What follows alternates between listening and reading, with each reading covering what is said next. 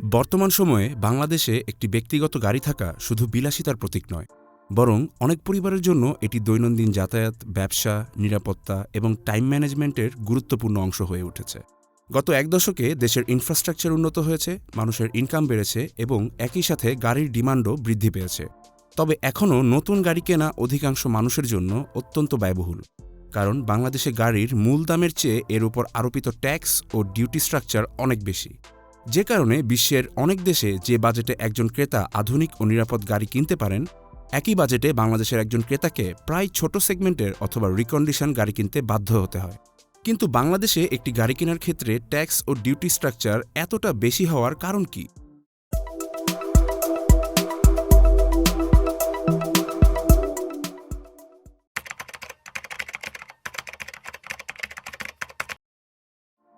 বাংলাদেশে একসময় একটি প্রাইভেট কার ছিল সীমিত সংখ্যক মানুষের লাক্সারি অ্যাসেট।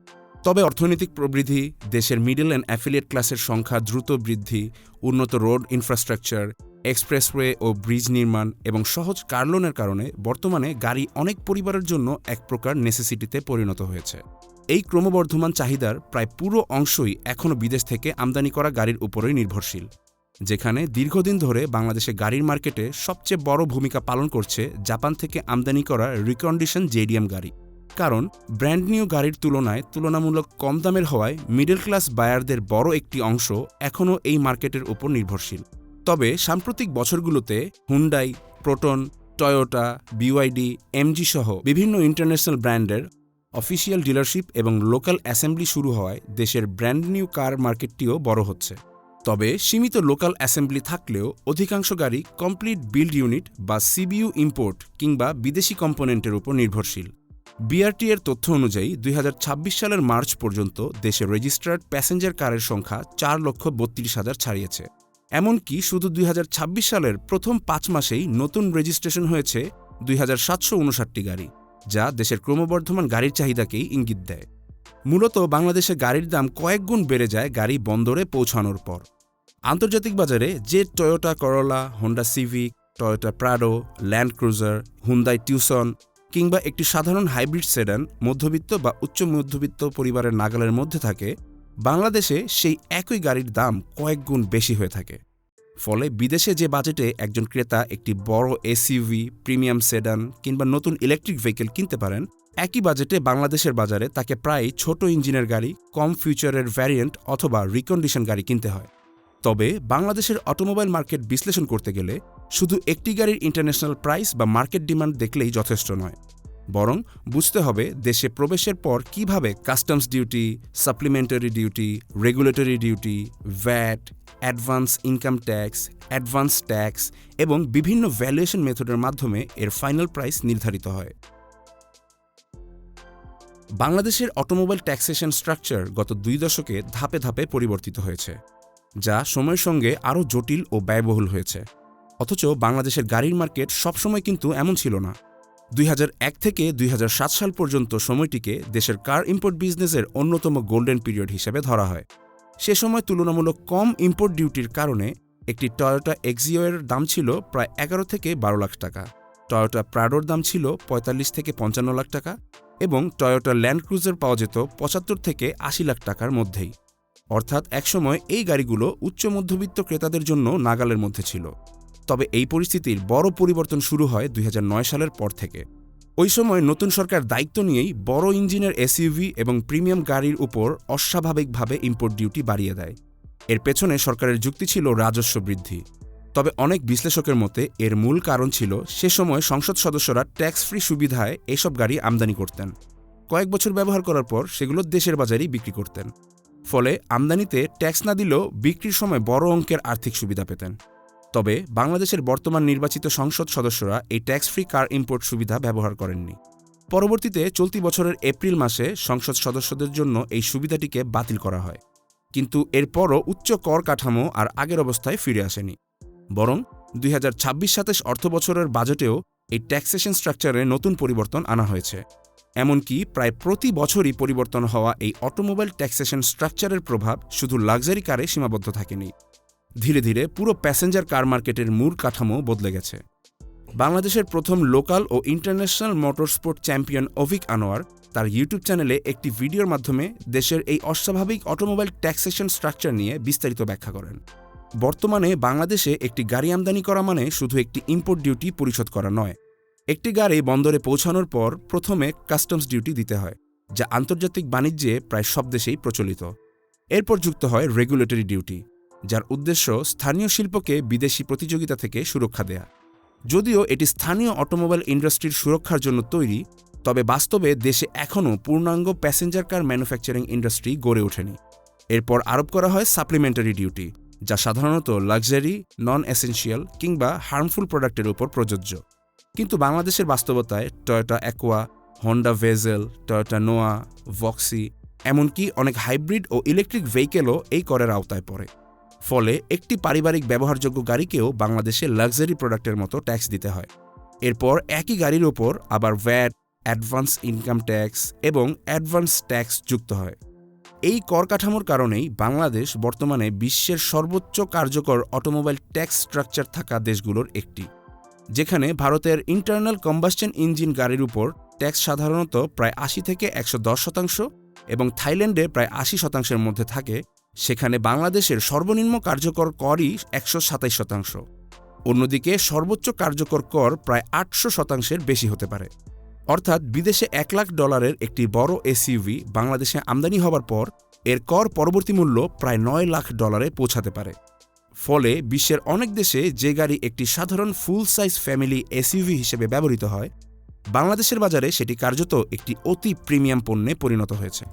২০২৬-২৭ অর্থবছরের বাজেট অনুযায়ী বাংলাদেশে ১২০০ সিসি পর্যন্ত non hybrid internal combustion engine passenger কারের ওপর কার্যকর ডিউটি প্রায় ১৩২.26%।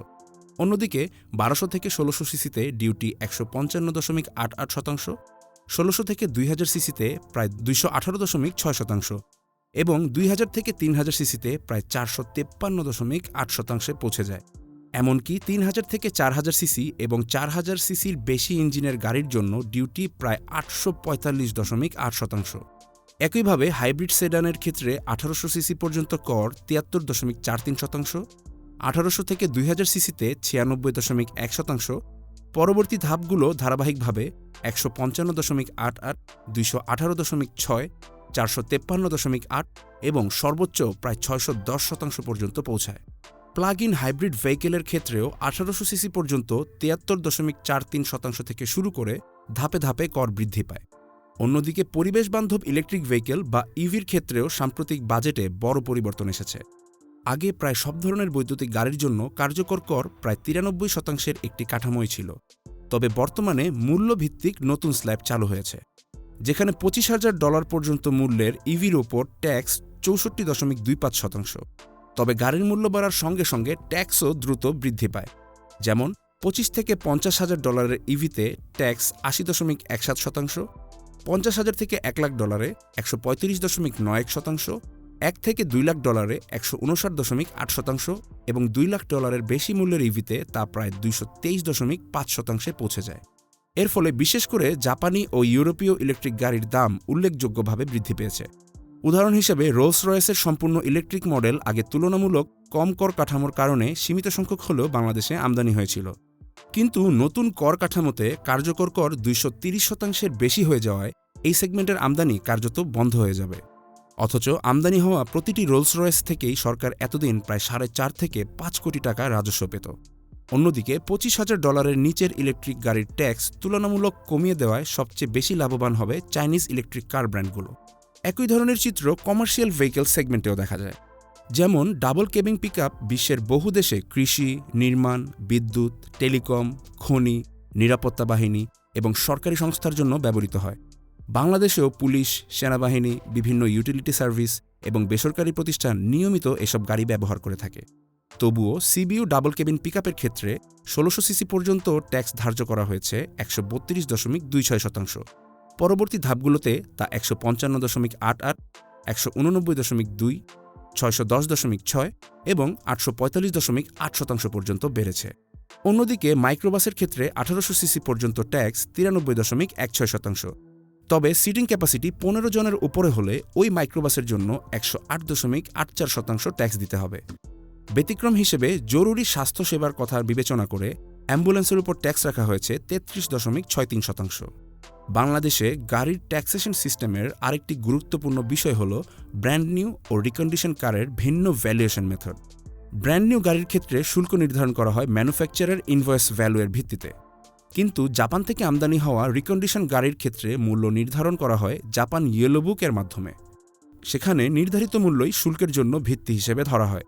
ফলে একজন ইম্পোর্টার কোনো গাড়ি $3,000 কিনলেও ইয়েলো বুকে তার মূল্য $6,000 থাকলে শুল্ক দিতে হয় $6,000 ওপর, অর্থাৎ প্রকৃত ক্রয়মূল্যের বদলে নির্ধারিত মূল্যের উপর ট্যাক্স দিতে হয়, যা রিকন্ডিশন গাড়ির দাম অনেক বাড়িয়ে দেয়। বাংলাদেশের অনেকের কাছেই গাড়ির এই অস্বাভাবিক কর কাঠামোর পক্ষে সবচেয়ে প্রচলিত যুক্তি হল ব্যক্তিগত গাড়ি মূলত ধনীদের জন্য একটি লাক্সারি প্রোডাক্ট, তাই এর উপর বেশি ট্যাক্স আরোপ করাই যৌক্তিক। তবে বর্তমান বাস্তবতায় এই ধারণা আর পুরোপুরি সত্যি নয়। গত এক দশকে বাংলাদেশের অর্থনীতি, নগরায়ন, রোড ইনফ্রাস্ট্রাকচার এবং মিডল অ্যান্ড অ্যাফিলিয়েট ক্লাসের সংখ্যা দ্রুত বৃদ্ধির ফলে ব্যক্তিগত গাড়ি অনেক পরিবারের জন্য শুধু সামাজিক মর্যাদার প্রতীক নয়, বরং নিরাপদ, নির্ভরযোগ্য ও সময় সাশ্রয়ী যাতায়াতের প্রয়োজনীয় মাধ্যম হয়ে উঠেছে। আবার অনেকে সিঙ্গাপুরে উচ্চ গাড়ির করের উদাহরণ দেন, কিন্তু সেখানে ব্যক্তিগত গাড়ি কেনা নিরুৎসাহিত করার আগে এমআরটি, এলআরটি, পাবলিক বাস এবং সমন্বিত পাবলিক ট্রান্সপোর্ট সিস্টেম গড়ে তোলা হয়েছে। ফলে সিঙ্গাপুরের অধিকাংশ মানুষই ব্যক্তিগত গাড়ি ছাড়াই নির্ভরযোগ্যভাবে চলাচল করতে পারেন। তবে বাংলাদেশের ক্ষেত্রে এর কোনোটিই দেখা যায় না। ঢাকার রাস্তায় এখনও এমন অনেক লোকাল বাস চলে যা দেখলে যুদ্ধ বিধ্বস্ত দেশের গণপরিবহন ব্যবস্থার কথাই মনে পড়ে। অন্যদিকে একটি মেট্রো রেল চালু হলেও এটি শুধু ঢাকার 2টি অংশকেই যুক্ত করেছে। এই বিশাল শহরের জন্য এটি এখনও কোনোভাবেই পর্যাপ্ত নয়। অন্যদিকে রাজধানীর বাইরে কার্যকর কোনো ম্যাস ট্রানজিট নেই। তাই যদি সরকারের লক্ষ্য সত্যিই উচ্চ ট্যাক্সের মাধ্যমে ব্যক্তিগত গাড়ির ব্যবহার সীমিত করা হয়, তাহলে আগে কি সিঙ্গাপুরের মতো নিরাপদ, সময়নিষ্ঠ ও দেশব্যাপী পাবলিক ট্রান্সপোর্ট সিস্টেম নিশ্চিত করা উচিত নয়? কারণ কার্যকর বিকল্প ছাড়া শুধু ট্যাক্স বাড়িয়ে মানুষের গাড়ি কেনার সক্ষমতা কমানো টেকসই ট্রান্সপোর্ট পলিসি হতে পারে না।